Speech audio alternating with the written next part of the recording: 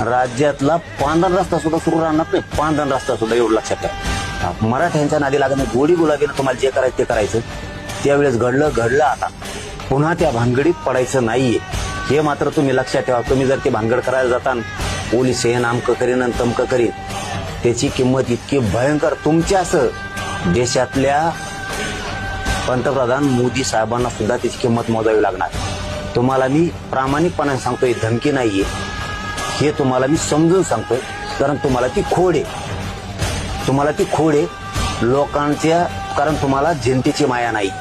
तुम्हाला आई कळत नाही, बहीण कळत नाही, लेकरू बाळ कळत नाही, काय कळत नाही. कळत असतं तर आमच्या 9 वर्षाच्या पोरीच्या पायात गोळी शिरली नसती. इकडून गोळी शिरली ती इकडच्या बाजूने घेतली होती. त्या लेकरांचा काय जीव मानला असत. त्याच्यामुळे तुमचं आम्हाला माहीत झाल्यात, म्हणून तुम्हाला सावध करतोय. पुन्हा त्या भानगडीत पडू नका. आई बहिणीवर पोरावर जर हात पडला ना, मराठी कोणत्याही टोकाला जातात बरं का फडणवीस साहेब. आणि